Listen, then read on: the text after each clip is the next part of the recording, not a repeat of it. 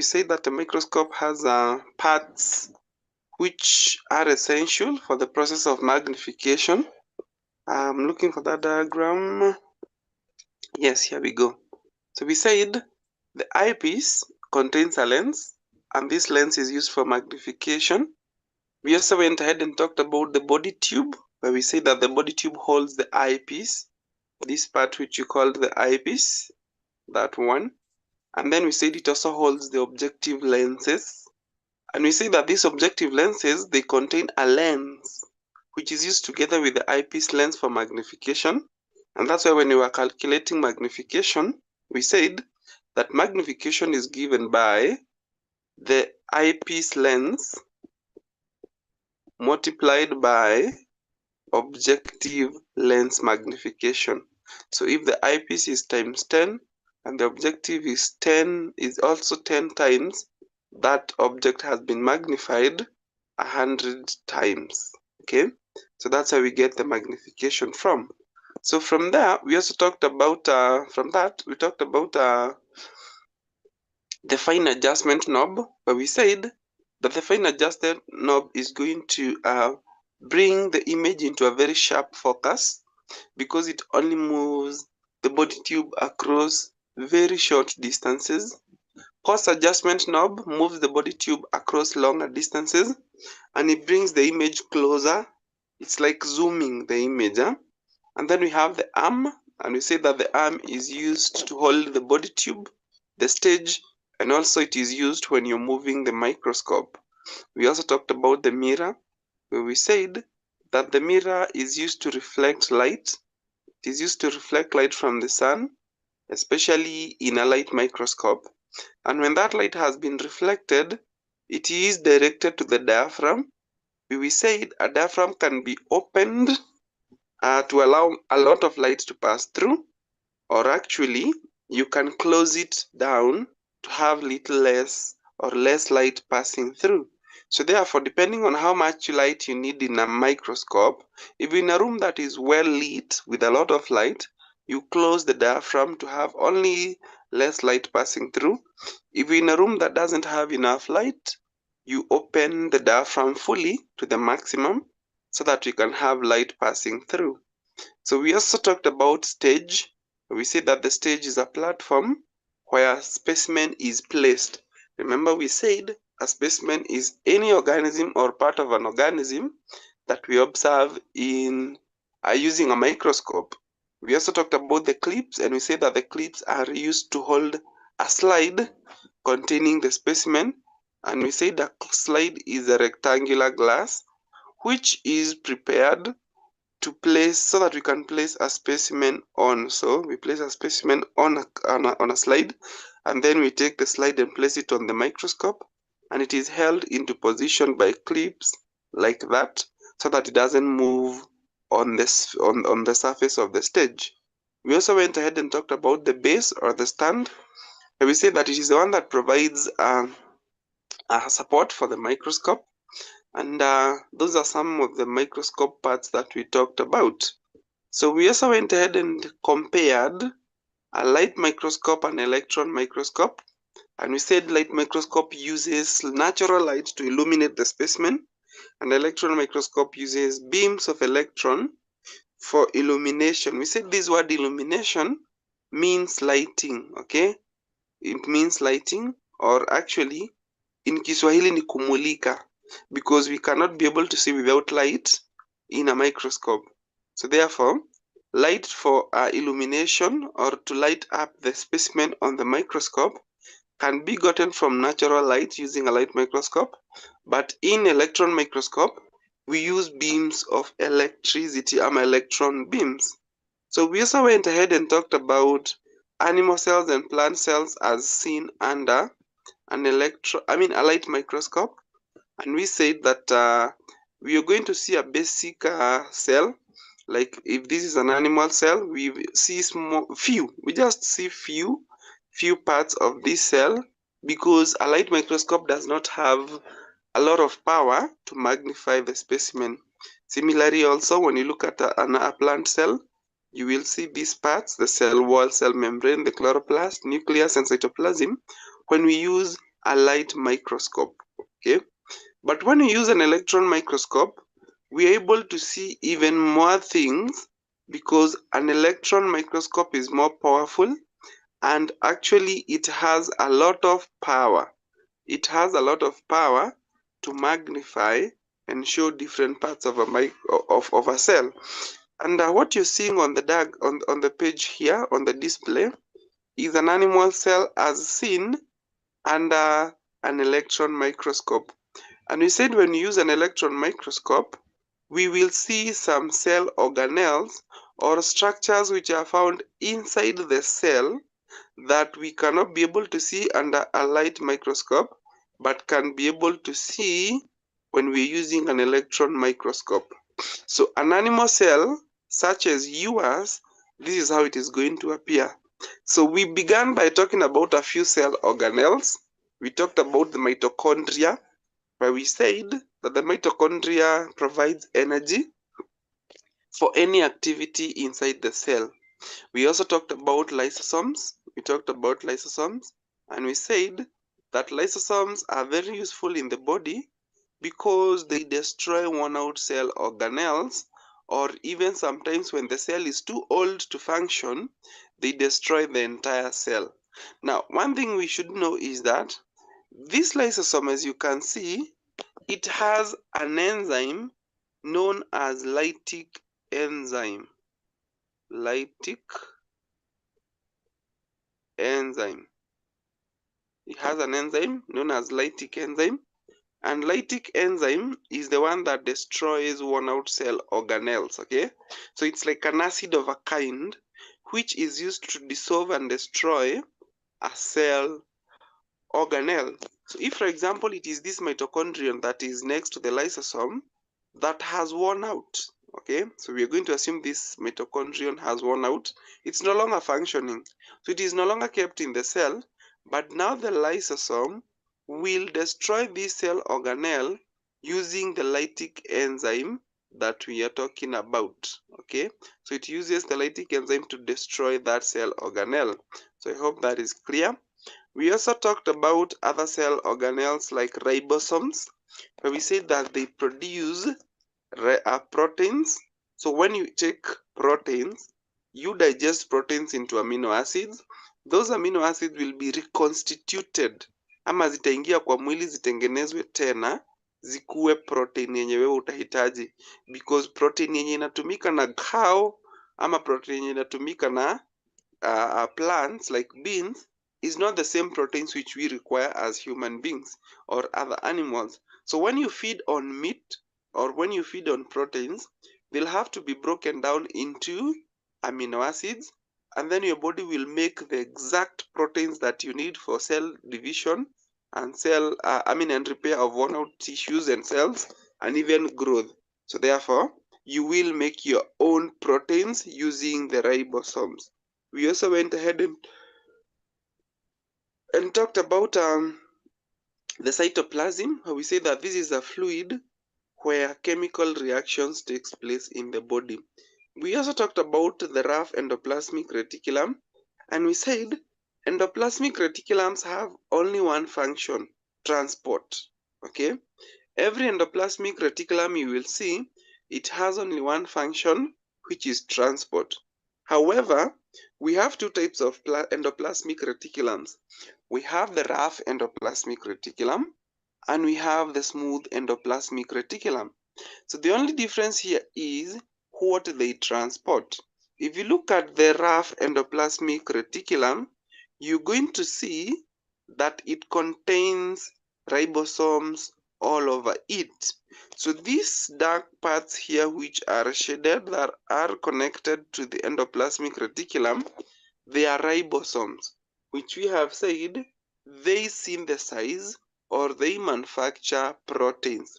So therefore, because the rough endoplasmic reticulums are connected and joined to the ribosomes, it only means that the rough endoplasmic reticulum transports proteins. So when proteins have been synthesized here, they get transported by the rough endoplasmic reticulum. Then we have the smooth endoplasmic reticulum, and smooth endoplasmic reticulum is not connected to anything. These are the smooth endoplasmic reticulums. So since they are not connected to anything that synthesizes materials, they will not they will not transport proteins themselves. However, they transport glycoproteins. Okay, so they transport glycoproteins. Sawa sawa. Yes, so we have that. We also have other parts like the Golgi apparatus. We have Golgi bodies or Golgi apparatus. Golgi apparatus ziko na kazi kaa mbili. Okay, so their function is packaging and transportation of lipids. Okay, or yes, lipids, and then they are the ones that synthesizes ribosomes. I don't know if you get it. I've said Golgi apparatus ziko na kazi ya kupackage lipids in the body, and also these cell organelles Golgi bodies, they synthesize ribosomes. So ile ribosome tumesema iko hapa kwa rough endoplasmic reticulum, it is going to be synthesized by Golgi bodies. So usually in an exam, because Golgi apparatus, sorry, excuse me, because they have two functions, you will get a question in an exam asking you, list two functions of Golgi bodies or Golgi apparatus.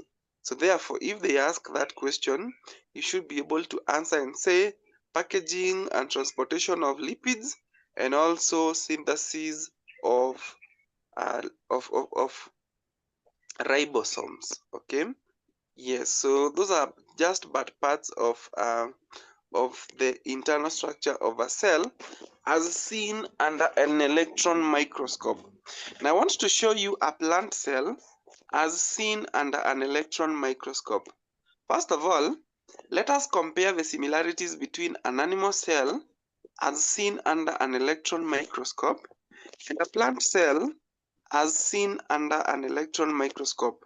So which are some of the cell organelles that are similar? So when you look at this diagram, you will see some of the cell organelles. Both we have cells which are similar in both, such as we have the mitochondrion. Okay, we also have the cytoplasm, we have the ribosomes, we have the Golgi bodies. Okay, so those are some of the cells which are similar. And then we also have on this side lysosome. So if you look at the lysosome, you'll see we have a lysosome here. We also have smooth endoplasmic reticulum as well as a rough endoplasmic reticulum.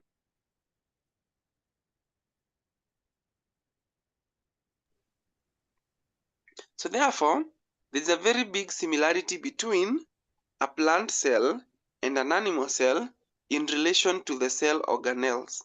However, also at the same time, we have some cell organelles which are not present in an animal cell, but are there in a plant cell. For example, we have a cell wall. When you look at this cell, you will see we have a structure known as the cell wall that is not present in an animal cell.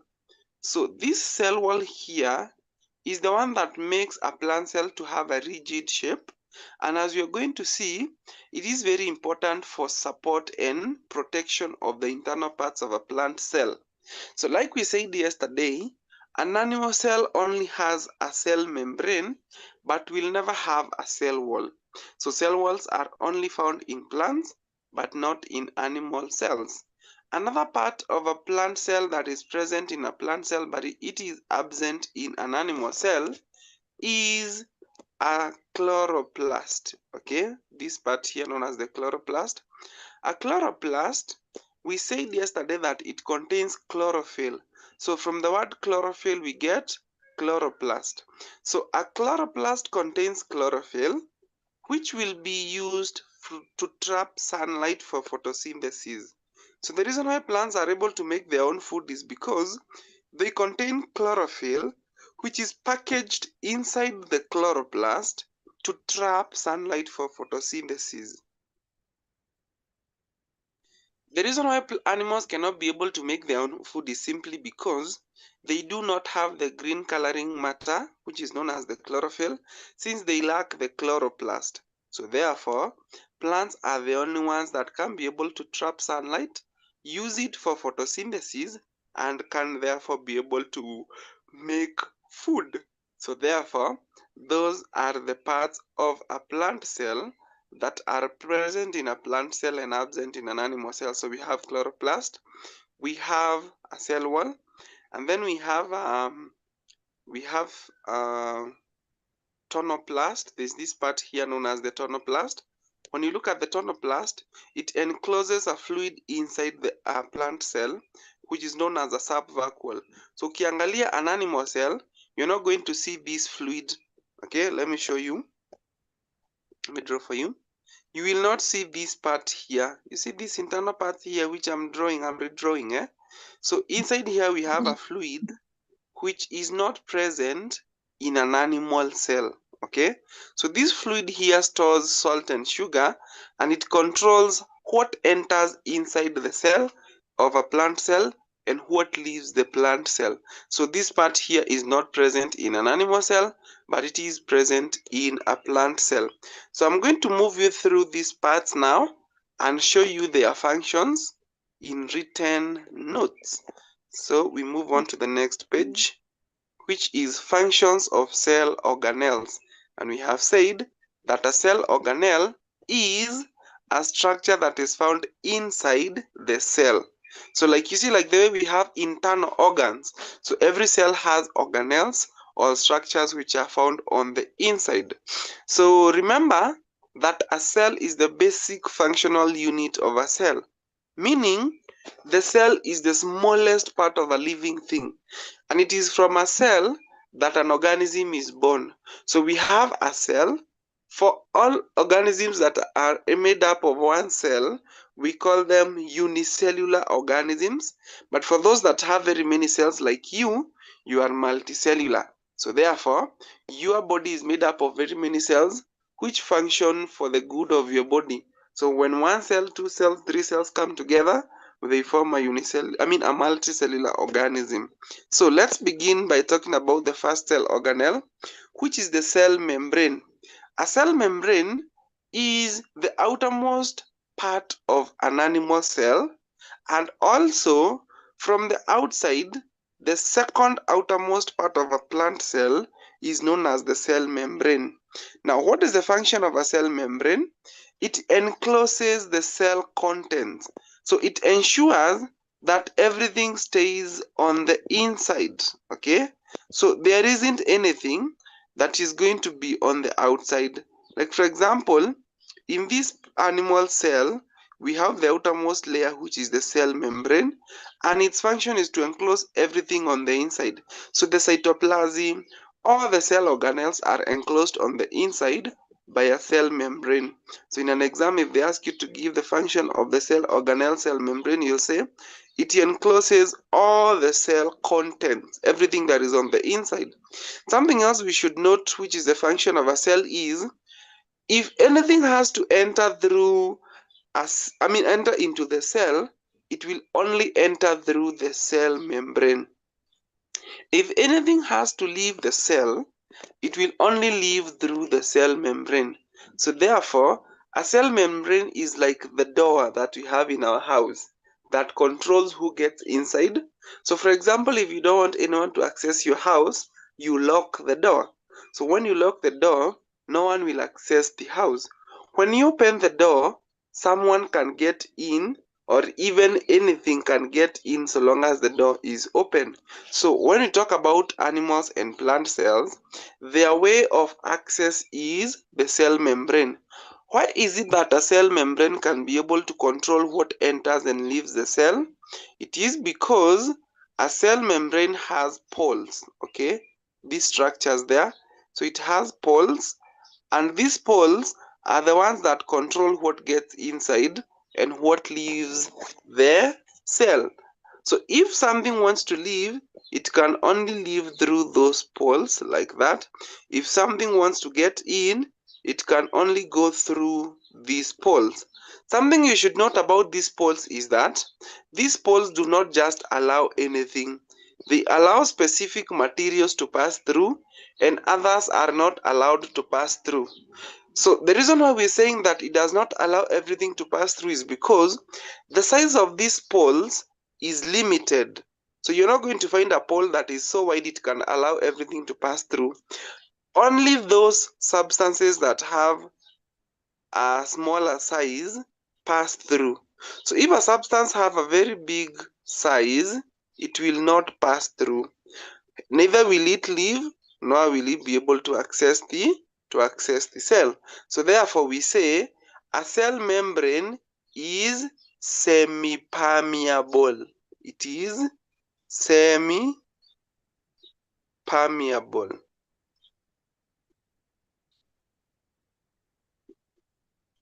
So we say it is semi-permeable, meaning it only allows some materials in and some will not pass through.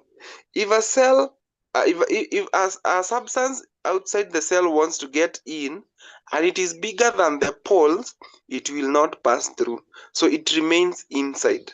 If from the inside of a cell we have maybe a cell organelle that wants to leave, it is so big than the pole, it cannot leave, it only remains on the inside. So only a few things get in and some will not pass through. So the ability to distinguish what passes through because of the size of the cell is known as semi-permeability, and therefore you can say a cell membrane is semi-permeable, meaning it only allows some materials to pass through and others will not pass through if they are of a bigger size. So I hope that one is understood and that we can move on to talk about the other parts of a cell membrane. Now, if you look at this cell membrane, you will see we have two layers. We have a phospholipid layer, phospholipid layer. Now, the word phospholipid comes from phosphorus and lipids. Now, what are lipids? Lipids are basically fats and oils, okay? So for example, what you use for cooking, you can use oils for cooking, like you can use vegetable oils, or we can use fats, cooking fat for cooking. So those ones are lipids. In biology, we refer to those ones as lipids. Then we have phosphor for phosphorus. So this layer of a cell membrane, known as the phospholipid layer, it is made up of phosphorus and it is also made of lipids. So a combination of both makes this part here we're calling the phospholipid layer. And then we have another layer known as the protein layer. Of course, a protein layer is made of proteins. And there's something you should note about a cell membrane. Because it is made up of protein layer and lipid layer, it is very delicate. If you expose a cell membrane into excess temperatures or you expose it into very highly concentrated acids, cell membrane gets destroyed. For example, if you get burnt any part of your body, all the tissues around that part which has been burnt, they get destroyed. Why do they get destroyed? Because those tissues are made of cells which have a lot of proteins and lipids. That explains why when you get burnt, you will lose most of the cells in that area and they can only regrow back. And to some extent, if you get burnt badly, the only thing that can save you is a surgery where they are going to remove all the destroyed cells from that area, and then you get patched up with some cells from a different part of your body, and then that's the only way you can recover. So it also explains why someone, like for example, I've heard of cases where people have burnt each other with acids, whether accidentally or willingly. Yeah? So when you pour an acid on the surface of your skin, you are definitely going to corrode that part, and that part is going to get destroyed to an extent that it can even get amputated if it's an arm that has been destroyed by a highly concentrated acid. This is because when you apply a concentrated acid on the surface of the body, you will destroy the cell membrane. Na kumbuka tumesema animals do not have a cell wall. We only have a cell membrane. So when you get poured on an acid that is highly concentrated, or you get burnt by extreme heat, then you destroy the cell membrane. And when the cell membrane is destroyed, everything in the cell can come out, and there is no way that that cell is going to survive. So it is also important that you note that. That is the cell membrane. So from there, we can move to the next cell organelle, which is cytoplasm. Na tulisema cytoplasm is full of a fluid medium where chemical reactions take place. So the most important thing to note here is that cytoplasm is fluid-filled medium where chemical reactions take place. That is all that you need to know. From there, we can move on to the next cell organelle, mitochondria. And remember we said mitochondria is in plural. When it is in singular form, when it is only one, it is known as a mitochondrion. Now with me here, I have a diagram of a mitochondrion. So a mitochondrion is a cell organelle where reactions that produce energy take place. So as a matter of fact, we say a mitochondrion is the powerhouse of a cell. Powerhouse meaning this is where all the energy is produced. You see, like the way you would have a generator in the house if you don't have electricity, that generator is the one that produces energy that you're going to use for any activity in the house. So another good example of what a mitochondrion could be like is a car battery. So every car has a battery that provides the power for ignition. So when you remove a battery from a car or even a motorbike, then that motorbike will not be able to start because, or that car will not start because there is no power to generate or to ignite the sparks to cause them to start. So therefore, a mitochondrion is like a car battery or a generator in a house. It synthesizes energy. It produces energy that will be used by the organism. For example, for us human beings, we can use energy for movement, we can use energy for reproduction, we can use energy for cell division, we can use energy to see, our hearts use energy to pump, our brain uses energy to be able to understand all the signals that are coming from every part of your body. Like when you look at an object, you're able to see because your brain is active. So for it to survive and function, you will require energy. So therefore, a mitochondrion is a very important cell organelle because it gives us energy for all those activities. There's something I want you to note here. If in case you're doing an exam and they have drawn for you this cell organelle and they ask you to name the cell organelle, it is very important that you note that this cell organelle in singular is known as a mitochondrion. One mistake that learners make is they will write mitochondria, like that. When you say it is a mitochondria, you are wrong because a mitochondria is the plural when there are many. So not unless they have pointed at more than one mitochondrion, then it remains to be a mitochondrion. So ikiwa moja mitochondrion, ikiwa mingi ni mitochondria. Now when you look at the internal structure of the mitochondrion, you will see we have a fluid-filled cavity, which you're calling the matrix, and then we have the cristae. Now cristae are inner folded projections. Now what happens is, when you eat, the food that you eat is taken inside the mitochondrion, and the mitochondrion is supposed to break down that food so that it can produce energy. Let me give you an example. If you have taken ugali, or you have taken rice, or you have taken maize, which is full of starch, that starch will be digested in the mouth.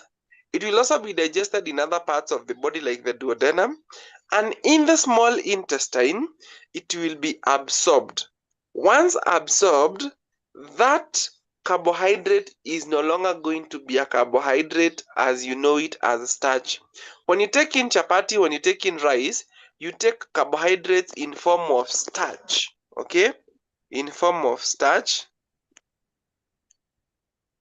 Starch is a complex carbohydrate, okay? But when you take it, it gets digested in the mouth into something we call maltose.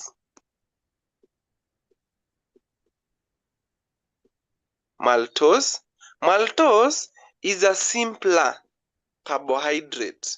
Carbohydrates are divided into three, like we are going to see. We have complex carbohydrates such as starch. Then we have a maltose, which is a simpler form of carbohydrate. And even we have a more simpler type of carbohydrate, which is glucose. Okay, we have a simpler form of carbohydrate, which is glucose. Now, glucose is a very simple form of a carbohydrate which our body uses. So, glucose. So, glucose is what we use in our bodies to generate energy. When that glucose has been obtained from the starch that you consumed, it will be taken inside the mitochondria and it is going to be broken down into energy. So glucose is broken down inside the mitochondrion to give you energy for all the functions that you need. So therefore, this energy must be broken inside the mitochondrion, not outside. So we ask ourselves, what is it that the mitochondrion has that breaks down glucose into energy? So inside the mitochondrion, we have enzymes.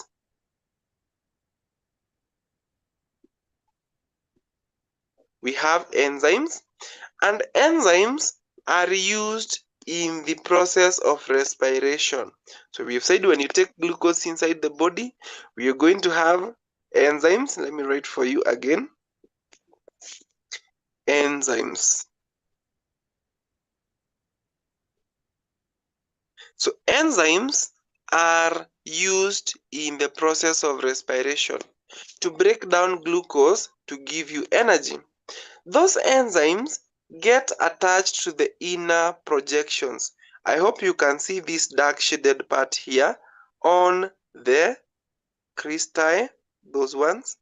Hizo ni enzymes zimejishikilia hapo. So the reason why we have the inner walls or the inner membrane of a mitochondrion folded into internal projections, this is so that we can have enzymes attached to it. So therefore, the function of these inner folded projections is to provide a surface area for attachment of enzymes. So enzymes can only be attached to the cristae. Now, what is the function of these enzymes? These enzymes are the ones that are going to break down the glucose and other food materials to release energy. So without the enzymes, we will not have respiration. Without respiration, we will not have energy. So therefore, the inner walls of the mitochondrion are folded to form cristae, which are used to attach enzymes on them so that those enzymes can clearly and easily break down food substances to produce energy. So that is the function of the inner folded projections. Then we have a fluid filled medium, which we're calling the matrix. Okay, look at the matrix. So matrix is a fluid filled cavity, so meaning this is a fluid. Inside here, hii yote ndio tunaita matrix. So it is a fluid filled medium. So hii fluid iko na kazi moja tu. It provides a liquid medium for an activity of the enzymes used in respiration. So these enzymes function very well in a fluid medium, and that fluid medium is referred to as the matrix or the matrix. So therefore, we have two adaptations of a mitochondrion or two characteristics of a mitochondrion that makes it to function even better. The first one is that there's presence of a fluid medium known as the matrix, which is used by the enzymes for the process of respiration. So the matrix is a fluid filled medium where reactions takes place to release energy. Then we have the second adaptation, which is the inner membrane of a mitochondrion is folded into a cristae ama into cristae. Ikiwa moja ni crista, zikiwa mingi ni cristae. So they are folded into cristae, which provides an attachment site for enzymes which are used in the process of respiration. Okay, so respiration, we've said, is the process through which energy is broken down in the mitochondrion to produce, energy is broken down to be used for several processes in the body. So energy is broken down through respiration, and there are enzymes which are used which get attached to the inner projections known as the cristae. So I hope you have understood the cell organelle mitochondrion and the functions of the mitochondrion. Very good. Now, in an exam, they can draw for you this cell organelle mitochondrion and ask you to name, just a minute.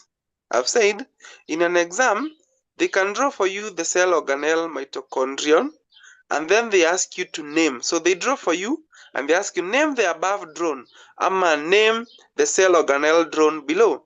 Your answer is supposed to be mitochondrion. If you answer that question as mitochondria, you will fail, because we have said mitochondrion ni plural, mitochondrion ni singular. So if they draw for you this cell organelle and ask you to name it, you give the answer mitochondrion. From there, there's another question that is commonly tested, and this question is about parts of the body where you are likely to find a lot of mitochondrion. Okay, like for example, this statement here. Note, rapidly respiring cells. Rapidly means very many times, continuously, intensely. Rapidly respiring cells. Respiring comes from the word respiration, which we have said is the process through which energy is produced in a cell. So those cells which produce a lot of energy, those cells which are found in parts of the body which require a lot of energy, that's what we mean by rapidly respiring cells, they will require a lot of mitochondria. So rapidly respiring cells, e.g., we have muscle cells, so cells which are found on the muscles. Then we have sperm cell. Sperm cells. A sperm cell is a male reproductive gamete. Apical meristems, this one is for plants, okay? The shoot of a plant has apical meristems, like we are going to see. The kidney itself, the kidney is very important for excretion of waste materials that have numerous mitochondria. Let me repeat. Actively respiring cells, the ones that carry out respiration, such as muscle cells, sperm cells, and apical meristems, have numerous mitochondria. Why do they have numerous mitochondria? Because mitochondria are used for respiration and they synthesize energy. So for your muscle to be able to lift something, to be able to move, other muscles such as the heart, actually a heart is a muscle, for it to pump blood continuously, it must have numerous mitochondria. It must have a lot of mitochondria so that it can generate enough energy for whichever function it is performing. A sperm cell must swim from the vagina of a female all the way across the female reproductive system to move through the cervix, to move through the womb, and all the way across to the fallopian tube where it fertilizes the egg. So it must move. And remember, the female reproductive system has hair-like structures which can trap the sperm, preventing it from swimming. Because there's a lot of resistance inside the female reproductive system for the sperm might actually have to use a lot of energy, and that energy can only be produced by the mitochondria. So you'll find a sperm cell has numerous mitochondria. very many mitochondria to generate the energy required to swim across the female reproductive system all the way to the fallopian tube for fertilization. And then we have the apical meristem. Apical meristems are the shoots of a plant or the tip of the plant. So when you look at a plant, like today, if you come across a plant, I want you to look at the tip of a plant, that shoot, the soft part of the plant. That part there is what we call the apical meristem. And the reason why we're going to have numerous mitochondria in that part is because we have rapid cell division taking place. Plants only grow at the meristems, at the tips, at the shoots. So the cells there continually divide. And the process of cell division, so that the plant can keep growing, requires a lot of energy. So therefore, at that part, we are going to have a lot of mitochondria. So in an exam, you'll get a question asking you, name the cell organelle that is abundant or that is in plenty in a rapidly respiring cell. I repeat the question. Name a cell organelle that is abundant in rapidly respiring cells, like the muscles. Your answer should be, if they ask you name the organelle, you'll say mitochondrion. If they ask you organelles with an S, you say mitochondria, because organelles are in plural. So be very keen. So that is why most of the times you get, and the question is very easy in an exam, but students will fail because they did not have a look at the wordings. So wakisema rapidly respiring cells, name the organelles, you give the answer mitochondria. When they ask you organelles, you give mitochondria. Organelle ikiwa moja, mitochondrion, organelles, mitochondria. So that is another way in which they can test this area. And also, of course, they can draw for you the cell organelle mitochondrion, and they ask you to name the different parts of the mitochondrion and ask you the functions. So the major parts I've said they are the cristae and the matrix. And we've said that the cristae is important because it provides an attachment site for enzymes which carry out respiration. And then we have said the matrix is a fluid-filled medium that provides a medium for reactions that produce energy. So that is the mitochondrion. We are going to look at the mitochondrion again when we'll be tackling a topic on respiration. So I hope you have understood that cell organelle and its functions. Okay, very good. So from there we can proceed and talk about another cell organelle. This cell organelle is the endoplasmic reticulum. Of course, we've talked about it, where we've said we have two types of endoplasmic reticulums. We have a smooth endoplasmic reticulum. This is how it looks like. And then we have a rough endoplasmic reticulum. So smooth endoplasmic reticulum haina ribosome, so it is just smooth, compared to a rough endoplasmic reticulum yenye iko na ribosomes, so it looks like it has some shadings on top of it. That's the difference between the two. And we have said the rough endoplasmic reticulum transports proteins which have been synthesized by the ribosome. So the reason why we are going to have ribosomes on top of rough endoplasmic reticulum is so that they can synthesize proteins which will be transported by now these rough endoplasmic reticulums. And then we also have smooth endoplasmic reticulum, where we have said they transport lipids. Okay, they transport lipids. So in an exam, you can get a question asking you distinguish between a smooth and a rough endoplasmic reticulum in terms of the rest of their function. You will say rough endoplasmic reticulum transports proteins, while smooth endoplasmic reticulum transports lipids. Why is it that rough endoplasmic reticulum transports proteins? Because they are connected to ribosomes, and ribosomes synthesize proteins. Okay, so from there we can talk about another cell organelle. So this is a rough endoplasmic reticulum, the way it looks like. So we can talk about ribosomes, like I've shown you in the previous slide. So a ribosome is spherical in shape, and its function is to synthesize proteins. Simple. They form sites for protein synthesis. That's it. Then we have lysosomes, and remember we said that lysosomes are like they are like the janitors of the cell.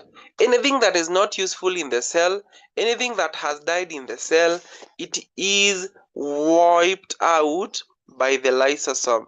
So it contains a lytic enzyme which destroys worn out cell organelles, the entire cell, or sometimes a tissue. Okay, so lytic enzyme performs the function of digesting. Okay, it digests the cell organelle. So this lytic enzyme is so strong and highly concentrated, just like an acid, such that when it comes into contact with the cell organelle, it destroys the cell organelle by wearing it out. So sometimes when the cell is completely worn out, then we can have all the lysosomes inside that cell bursting to release the lytic enzyme, which will destroy the entire cell, causing it to die, and then it is excreted from the body. Are we together? So that is the function of the lysosome, and we say the lysosome has that lytic enzyme. From there, we can talk about another cell organelle, which is the Golgi bodies or the Golgi apparatus, which we have said Golgi apparatus have several functions. Like, for example, number one, packaging and transportation of glycoproteins. Okay, packaging and transportation of glycoproteins. A glycoprotein is a mixture of a protein and glycogen. So glycoproteins are packaged and transported by Golgi apparatus. And also, Golgi apparatus, we've said, they form lysosomes. Formation of lysosomes. You see the lysosome, which is used to destroy worn out cell organelle. It is synthesized here in the Golgi apparatus.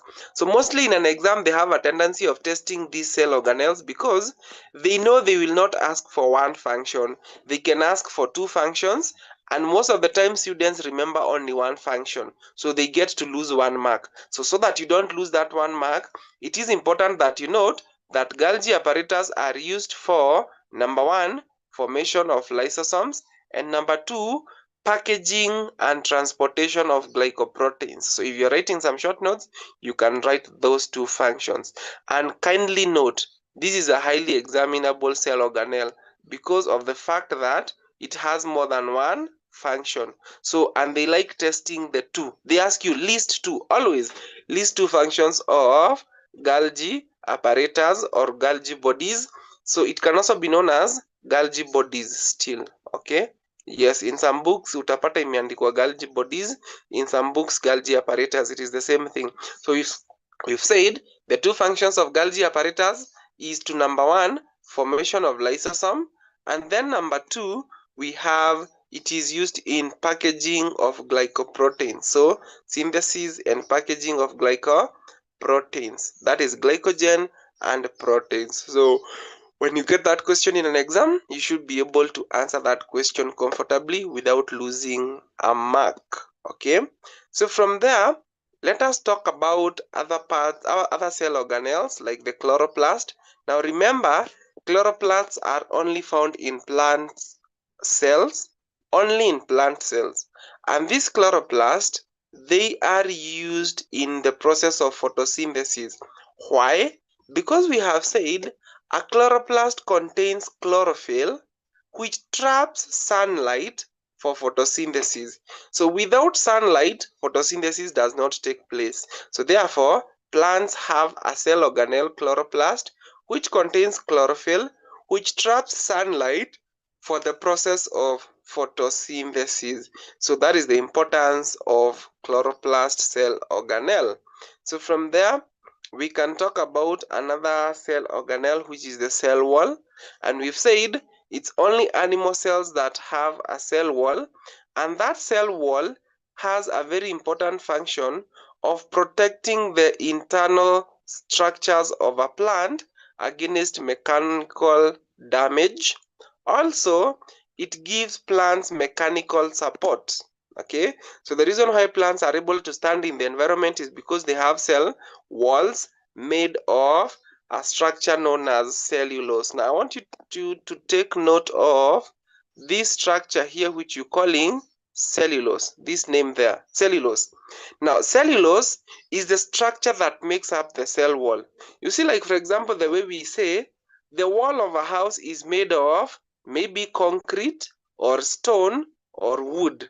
So the part or the structure that makes the cell wall so strong is called cellulose. Now, cellulose is a carbohydrate.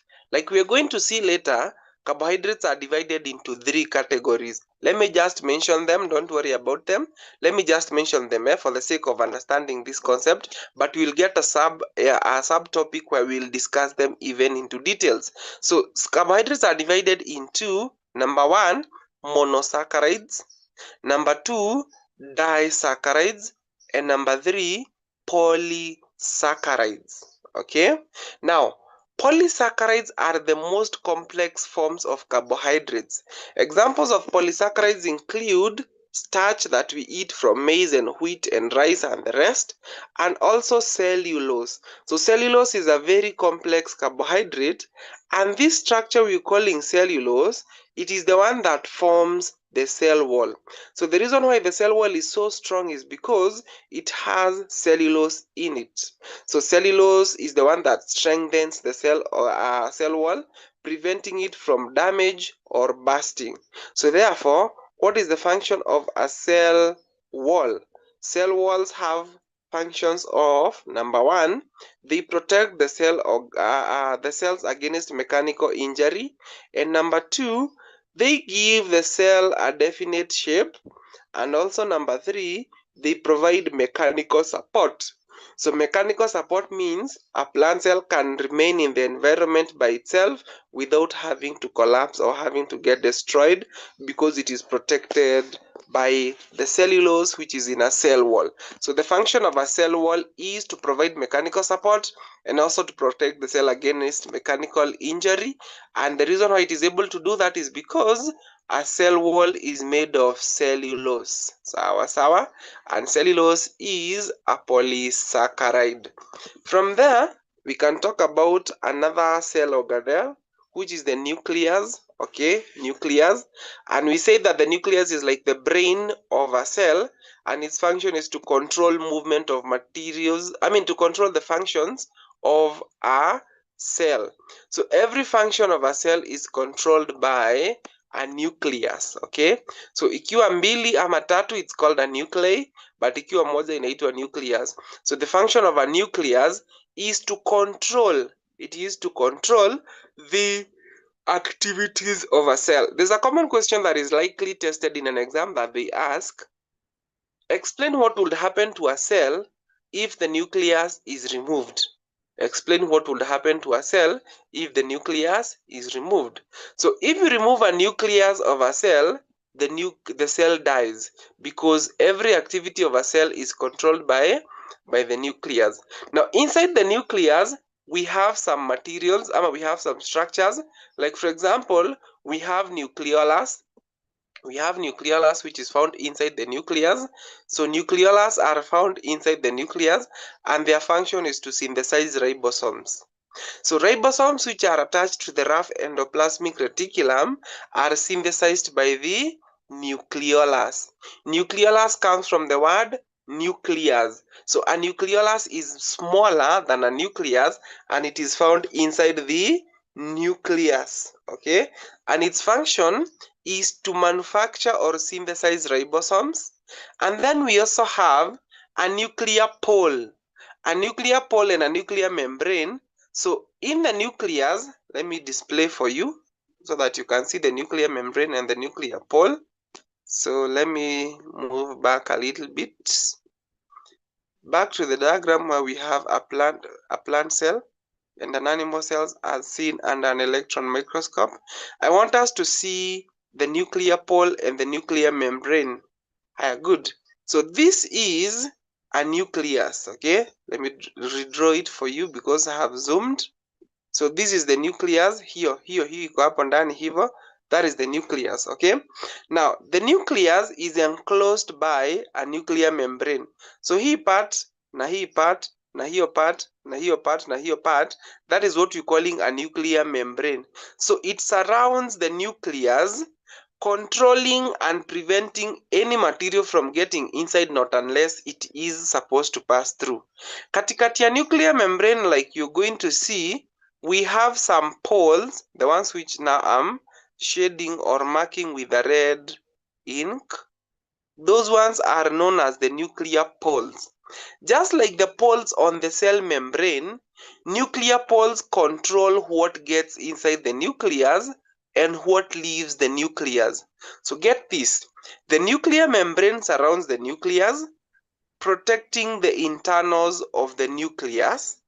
And then we have some poles which are on the nuclear membrane, which controls what gets inside the nucleus and what leaves from the nucleus. So not everything can go inside the nucleus because we have a nuclear pole that controls what gets in. So if a substance is very small, it can pass through.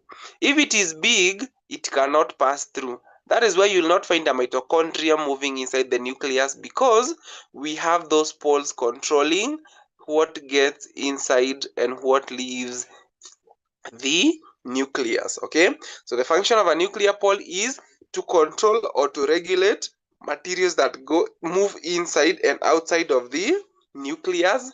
Then we have a nucleolus. This one here, you can see it.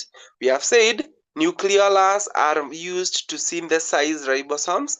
They are found inside the nucleus, and their function, is that they are used to manufacture ribosomes. So these shaded parts here, those shaded parts of a cell organelle in a cell, are synthesized inside the nucleolus. So nucleolus ina synthesize ribosome, ribosome inatoka inakuja. Ndio maana ukiangalia hii diagram, you will see there's this part here which is connected to the nuclear membrane.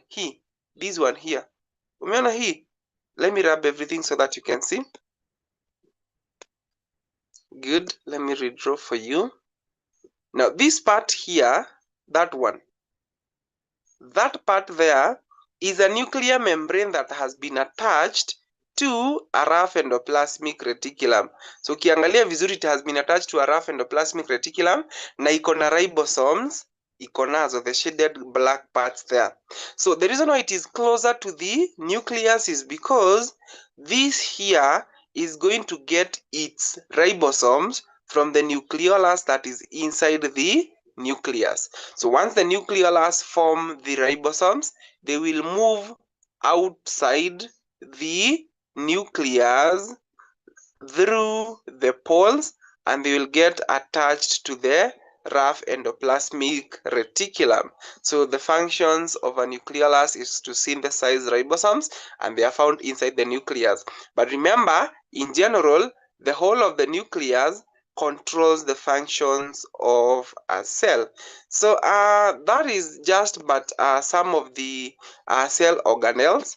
And because I know some of you are going to work, I will not spend a lot of time. Plus, I also need to get going.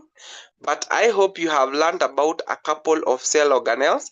When we meet during the next lesson, that is tomorrow in the evening, we will have a question and answer session how we are going to do functions of cell organelles. Sometimes I'll give you a cell organelle and I'll ask you to give the cell organelle. So kindly, when you get time, go through those cell organelles, remind yourself the functions, because I will want us to go through these cell organelles because this is a highly examinable area in KCSE. Utapata wameuliza questions on cell organelles. Usually, if they don't ask a question on the microscope, they usually ask a question on cell organelles. Haikosangi. Kama si cell organelle, ni microscope. Kama si microscope, ni collection of specimen. Those three parts keep on alternating. Hakuna siku utaienda upate KCSE yenye haina either swali ya cell organelle ama swali ya microscope, parts and functions, ama swali ya collection of specimen. They keep on interchanging. So those three parts are very important, and we are going to concentrate even on this part during the next lesson. So next lesson, this is what you're going to do. Nitakuwa na kumentionia cell organelle, alafu unaniambia function of that cell organelle. Ama nakuambia function of a cell organelle, wewe unanimentionia the cell organelle. So kindly make sure you can be able to tell the functions of those cell organelles without having to confirm or check. So that is what I have given you as an assignment today. Kindly, if you get time, fikiria, enda usome, make sure you can be able to tell the function of a cell organelle without confirming, so that I'll be comfortable and you'll be comfortable to tackle such a question, that we will comfortably then move to another area. So if there's no question, that marks the end of the lesson. Thank you for showing up. It is always a pleasure, and see you tomorrow, God willing. So have yourselves a beautiful day. If there's no question, but if there's a question, you can always ask. I'm ready to assist. Thank you.